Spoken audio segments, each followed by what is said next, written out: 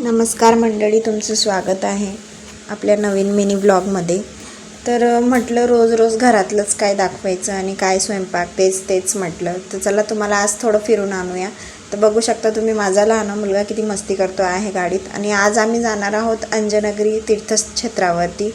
आज हनुमान जयंती आहे म्हणून म्हटलं चला, तिथं हनुमानाचा जन्म झालेला होता, सांगता की तिथं झालेला होता, तर चला म्हटलं तिथं जाऊन या. हा समोर जो डोंगर दिसतो आहे तो तिथलाच आहे, अंजनगिरीचा आहे. तर तिथलं मंदिर खूप छान आहे आणि हा जो डोंगर दिसतो आहे तिथं मंदिर वगैरे खूप छान आहे आणि वरती ट्रॅकिंगला पण जाऊ शकता तुम्ही. तर बघू शकता खूप मस्त डोंगर आहे आणि आम्ही तिथं पोचलो आहोत. आणि तिथं दिंड्या वगैरे पण खूप आलेल्या होत्या. तिथं दिंडीवाले लोकांना जेवणाची वगैरे उत्तम सोय केलेली होती. आणि हा थोडा वरती थोडा चढ येते त्याच्यावर, तर आपण थोडं चढून जायचं आहे, डोंगरासारखं आहे. तिथं गेलो आम्ही, तिथं वरती थोड्या पायऱ्या चढल्या, तिथं फुलं माळ वगैरे काही नारळ वगैरे घेतला आणि बघू शकता चप्पल वगैरे काढली आम्ही तिथं. आणि हा मेन गेट आहे मंदिराचा, तर आपण सरळ जायचं आहे. बघू शकता तुम्ही मंदिर एवढ्या वरती आहे, तर जास्त पायऱ्या नाही आहेत, थोड्याच आहेत.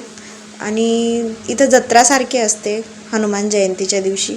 तर बघू शकता हे भरपूर काही विकायला आहे, गदा आहे, डमरू आहे, सर्व आहे. हा मंदिराचा मेन गेट आहे. तर तुम्ही बघू शकता मूर्ती किती मोठी आहे, म्हणजे मूर्ती इतकी विशाल आहे ना आणि इतकी सुंदर आहे, तिला बघून खरंच मन इतकं भारी होतं ना, इतकं छान वाटतं ना मनाला.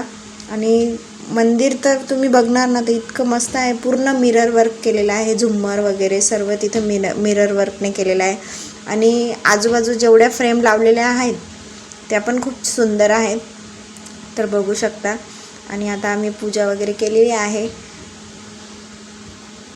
नमस्कार केला आणि मग एक शांत, म्हणजे मनाला इतकं भारी वाटत होतं ना मूर्तीला बघून. आणि बघू शकता आम्ही हे फ्रेम पण तुम्हाला दाखवते आहे. फ्रेम पण खूप सुंदर आहेत सर्व, म्हणजे रामायणमधल्या जेवढ्या क्षण घडलेले आहेत रामायणमध्ये तेवढे सर्व फ्रेममध्ये तिथं टिपलेले आहेत. आणि हे मिरर वर्क पण तुम्ही बघू शकता, क्रिएटिव्हिटी इतकी छान आहे ना, हे बघा तुम्ही. अगदी म्हणजे बघून डायरेक्ट मन प्रसन्न झालेलं आहे, इतकं छान होतं. आणि तिथं गर्दी पण खूप होती आज हनुमान जयंती, आणि तिथं प्रसाद पण वाटत होते साबुदाण्याचा. आणि हे नवग्रहाचं फ्रेम बनवलेले आहेत, मार्बल वर्क आहे हा. आणि तिथं सुंदरकांड पण चालू होतं ते, आणि खूप छान भजन वगैरे म्हणत होते.